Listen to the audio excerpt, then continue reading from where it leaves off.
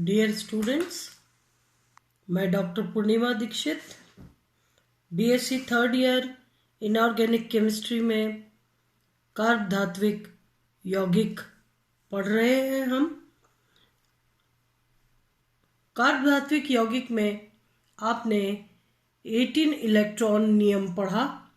किस तरीके से धातु अपने चारों तरफ इतने लिगेंड्स से बंध बनाती है कि उसका प्रभावी परमाणु क्रमांक आगे आने वाली अक्रिय गैस के बराबर हो जाए। 18 इलेक्ट्रॉन रूल में कि आगे आने इतने नंबर ऑफ लिगेंड्स से धातु आयन जुड़ी होती है कि उसका बाह्य इलेक्ट्रॉनिक विन्यास में अक्रिय गैस विन्यास जैसा हो जाए, यानी 18 इलेक्ट्रॉन आ जाए जो कि अक्रिय गैस विन्यास में पाए जाते हैं। और ये अक्रिय गैस विन्यास जो है 18 इलेक्ट्रॉन नियम कहलाता है, जिसमें आपने अपवाद स्वरूप पढ़ा कि कैसे वैनेडियम जो है, जिसमें कि वैनेडियम में 23 इलेक्ट्रॉन्स होते हैं। 23 इलेक्ट्रॉन में 2 इलेक्ट्रॉन 4s कक्षक में और 3 इलेक्ट्रॉन 3d कक्षकों में होते हैं। हेक्सा कार्बोनाइल संकुल बनाता है। 6 कार्बोनाइल से 12 इलेक्ट्रॉन लेने के पश्चात अंतिम कक्षक में 17 इलेक्ट्रॉन हो जाते हैं। 18 इलेक्ट्रॉन नहीं हो पाते हैं, परंतु फिर भी हेक्सा कार्बोनिल वैनेडियम जो है एक स्थायी यौगिक की तरह एक स्थायी यौगिक होता है।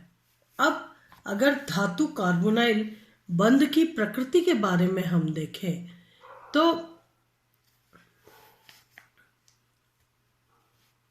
धातु आयन पर जो रिक्त डी कक्षक होते हैं, आप जानते हैं कि यदि यहाँ पर हम मेटल कार्बोनाइल में ये देखते हैं कि इतने नंबर ऑफ कार्बोनाइल से जुड़ता है कि धातु का जो संयोजक कोश में इलेक्ट्रॉन है 18 हो जाए, तो धातु पर अगर सपोज 6 लिगेंड जुड़े हुए हैं तो या तो D2sp3 या sp3d2 हाइब्रिडाइजेशन होगा। इसी तरीके से अगर निकिल के केस में देखा जाए तो निकिल में अगर चतुष्फलकीय संकुल बन रहा है तो sp3 हाइब्रिडाइजेशन होगा। यदि निकिल का वर्ग समतलीय संकुल बन रहा है तो ये होगा dsp2 संकरण। तो इस तरीके से हम जानते हैं कि लिगेंड धातु आयन को लोन पेयर ऑफ इलेक्ट्रॉन का युग्म दे करके एक सिग्मा बंध बनाता है। वहीं धातु आयन पर जो भरे हुए डी कक्षक होते हैं वो लिगेंड के एंटी बॉन्डिंग मॉलिक्यूलर ऑर्बिटल विपरीत बंधी आणविक कक्षक में इलेक्ट्रॉन दे करके और पाई बंध के गुण इनमें आ जाते हैं, बंधन में द्विबंध गुण आ जाते हैं। अगर धातु कार्बोनाइल में भी देखा जाए तो धातु आयन के रिक्त जो कक्षक हैं, हाइब्रिड ऑर्बिटल्स हैं, जिनमें carbonyl lone pair of electron दे करके और सिग्मा बंध बनाते हैं।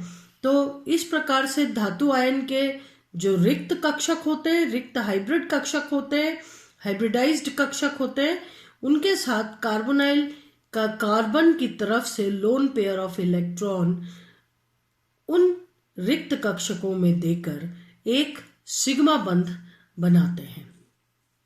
वहीं धातु आयन के जो भरे हुए डी कक्षक हैं, ये कार्बोनाइल के एंटी बॉन्डिंग मॉलिक्यूलर ऑर्बिटल के साथ अतिव्यापन करके और इलेक्ट्रॉन को यहाँ पर ट्रांसफर स्थानांतरित कर देते हैं और इस प्रकार से इस बंध में धातु कार्बन बंध में द्विबंध के गुण आ जाते हैं।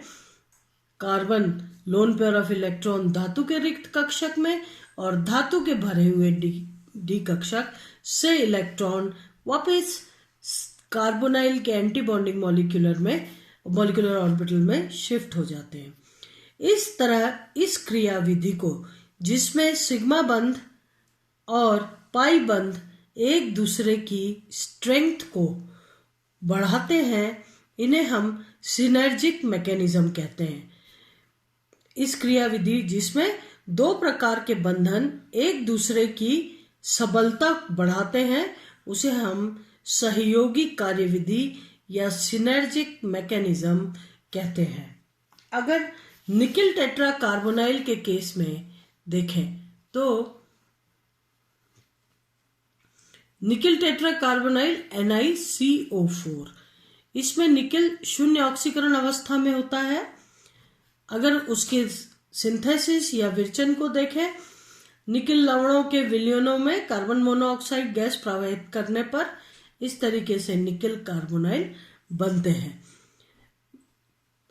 अगर इसे गर्म किया जाएगा निकिल टेट्रा कार्बोनाइल निकिल को, तो अगर यहाँ पर X2 उपस्थित है यानी हैलोजन उपस्थित है तो निकिल हैलाइड बन जाएंगे और कार्बन मोनोऑक्साइड वहां से निकल जाएगी।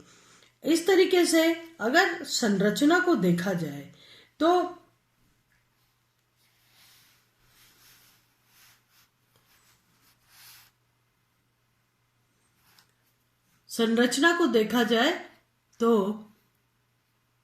वाष्प घनत्व अणुभार निर्धारण विधि से इसका सूत्र NiCO4 टेट्रा कार्बोनाइल निकिल ये सूत्र प्राप्त होता है। और इलेक्ट्रॉन डिफ्रैक्शन या विवर्तन विधि से इसकी संरचना ज्ञात की गई, जिसमें निकिल की चतुष्फलकीय ज्यामिति होती है। आप देखिए निकिल 28 जीरो ऑक्सीकरण अवस्था में है, इसका मतलब 18 के बाद 10 इलेक्ट्रॉन है। निकिल के केस में जो 28 मतलब 10 इलेक्ट्रॉन में 2 4s कक्षक में इलेक्ट्रॉन है और 8 इलेक्ट्रॉन 3d कक्षक में है। इस प्रकार से 4s कक्षक और 4p कक्षक आपस में संकरित होकर के sp3 हाइब्रिड ऑर्बिटल्स बनाते हैं और sp3 हाइब्रिड ऑर्बिटल्स में जो कार्बोनाइल्स हैं वो 2 कार्बोनाइल तो एक इलेक्ट्रॉन के साथ साझा करके और इस प्रकार से कार्बोनाइल इलेक्ट्रॉन्स के साथ साझा करके और 2 सिग्मा बंध बनाते हैं और यहाँ पर 2 पाई बंध बना रहे हैं। और मतलब क्या हो रहा है कि इलेक्ट्रॉन जो है धातु आयन के साथ अतिव्यापन करके सिग्मा बंध बना रहे हैं, वहीं धातु आयन के जो भरे हुए कक्षक हैं वो कार्बोनाइल के एंटी बॉन्डिंग ऑर्बिटल के साथ ओवरलैपिंग करके और पाई बंध बना रहे हैं। तो ये पाई बंध है। इसी प्रकार से देखिए कार्बोनाइल्स जो है लोन पेयर ऑफ इलेक्ट्रॉन धातु आयन को देके सिग्मा बंध बना रहे हैं। 2 सिग्मा बंध है और 2 ही पाई बंध है। अगर यहां पर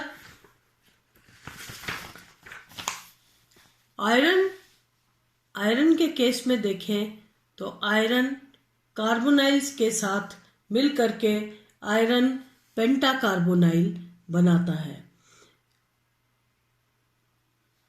आयरन के निम्न कार्बोनाइल ज्ञात है, आयरन पेंटाकार्बोनाइल, उसके साथ है Fe2CO9 जो हमने अभी लास्ट लेक्चर में देखा था। इस प्रकार के जो है यौगिक बनाता है Fe3CO12। ये जो द्विकेंद्रीय और त्रिकेंद्रीय यौगिक भी बना रहा है। यह कोल गैस में पाया जाता है। आयरन तथा कार्बन मोनोऑक्साइड के सीधे संयोग से FeCO5 बनाया जा सकता है। फेरस आयोडाइड की कार्बन मोनोऑक्साइड से अभिक्रिया द्वारा बनाया जाता है। यह पीले रंग का द्रव है जो प्रकाश अथवा ऊष्मा देने पर विघटित हो जाता है और आयरन और कार्बन मोनोऑक्साइड देता है।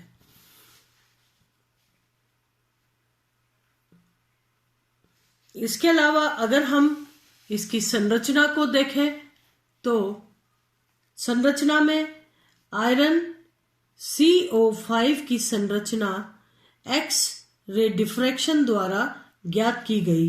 इसकी ज्यामिति त्रिभुजीय द्विपिरामिडी पाई गई। इसकी जो समन्वय संख्या है वो है 5। तो 5 में 2 ही प्रकार की संरचना मिल सकती है, वर्ग पिरामिडी या त्रिभुजीय द्विपिरामिडी। तो जो आयरन CO5 की संरचना है वो त्रिभुजीय द्विपिरामिडी पाई गई एक्स रे डिफ्रैक्शन मेथड से। शून्य ऑक्सीकरण अवस्था में आयरन DsP3 संकरण द्वारा 5 रिक्त कक्षक उपलब्ध कराता है। एक D कक्षक और एक S कक्षक और 3 P कक्षक मिलकर के DsP3 संकरित 5 रिक्त कक्षक उपलब्ध कराता है, जिसमें 5 कार्बन मोनोऑक्साइड अणु उप सहसंयोजक बंध द्वारा इलेक्ट्रॉन युग्म प्रदान करते हैं। सीधा सीधा दिख रहा है इसमें आयरन 26 यानी 18 के बाद 8 इलेक्ट्रॉन, 2 इलेक्ट्रॉन 4s में है और 6 इलेक्ट्रॉन 3d में है। अगर जो है 5 कोऑर्डिनेशन नंबर है तो DsP2 हाइब्रिडाइजेशन होगा। आयरन में इस तरीके से कार्बोनाइल जब पास आते हैं तो इलेक्ट्रॉन्स की पेयरिंग हो जाती है, एक D कक्षक खाली हो जाता है DsP3 संकरण के लिए और इसके पश्चात 5 ही कार्बोनाइल्स 5 इलेक्ट्रॉन युग्म इन हाइब्रिड कक्षकों को दे करके 5 सिग्मा बंध बनाते हैं।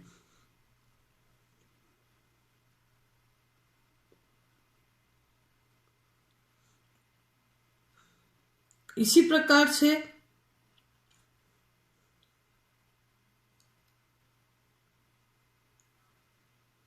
अगर हम क्रोमियम के केस में देखें, क्रोमियम जो है कार्बोनाइल्स के साथ chromium hexa carbonyl CrCO6 compounds बनाता है।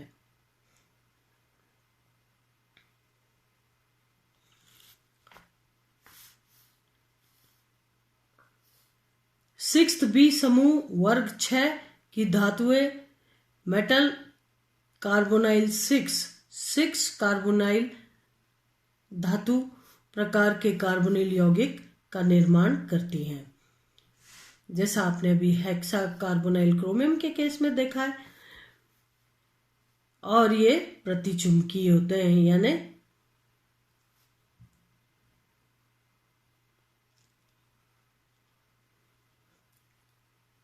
डायमैग्नेटिक होते हैं। क्रोमियम CO6 निम्न विधियों द्वारा बनाया जा सकता है। सीधा सीधा क्रोमियम ट्राइक्लोराइड, ट्राई नहीं बोलेंगे, क्रोमियम क्लोराइड बोलेंगे। क्रोमियम क्लोराइड की कार्बन मोनोऑक्साइड की अभिक्रिया द्वारा RMgX क्रोमियम CO6 प्रकार के यौगिक बनते हैं। गुण रंगहीन ठोस जो कार्बनिक विलायकों में क्रिस्टलीकृत किया जा सकता है। इनको सामान्य परिस्थितियों में वायु, ब्रोमीन, ठंडे क्षार, तनु अथवा सांद्र HCl व H2SO4 से अभिक्रिया नहीं करता है।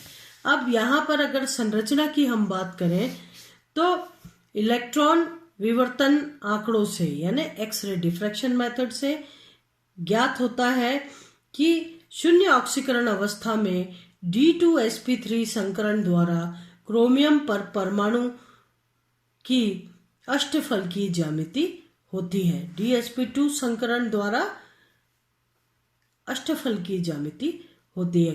क्रोमियम 24 में यानी 18 के बाद 6 इलेक्ट्रॉन, और आप जानते हैं कि क्रोमियम में 4s में 1 इलेक्ट्रॉन रह जाता है, 5 इलेक्ट्रॉन डी कक्षक में आ जाते हैं ताकि डी कक्षक अर्धपूर्ण अवस्था में आ जाए, जो कि अधिक स्थायी होता है।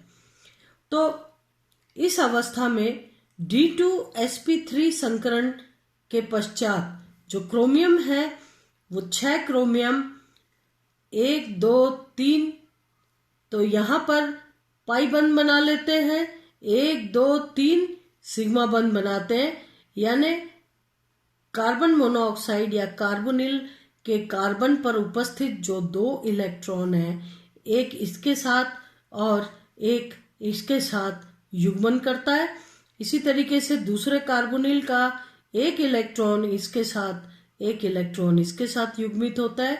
तीसरे कार्बोनिल का 1 इसके साथ, 1 इसके साथ, इस तरीके से 3 पाई बंध बन जाते हैं, जबकि 3 कार्बोनाइल सीधे सीधे एक loan pair of electron in 3 hybrid orbitals में देते हैं। इस प्रकार से 3 द्विबंध और 3 सिंगल बॉन्ड के गुण पाए जाते हैं। क्रोमियम की निम्नतम अवस्था की विन्यास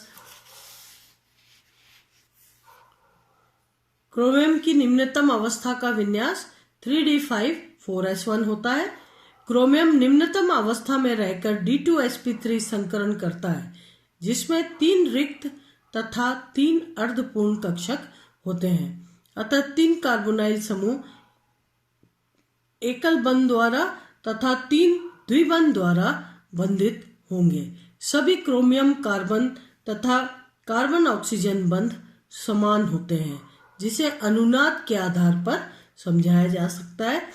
हम ये मानते हैं कि 3 एक प्रकार के बंध होने चाहिए, 3 दूसरे, लेकिन सभी के सभी 6 जो क्रोमियम कार्बन बंध हैं वो एक समान होते हैं, और कार्बन ऑक्सीजन बंध, तो ये माना जाता है कि अनुनाद ऊर्जा या अनुनाद के आधार पर कि इसमें इतनी तेजी से अनुनाद होता है कि इसको निकाल पाना संभव नहीं होता, और इसीलिए 6 के 6 बंध एक प्रकार के दिखाई पड़ते हैं।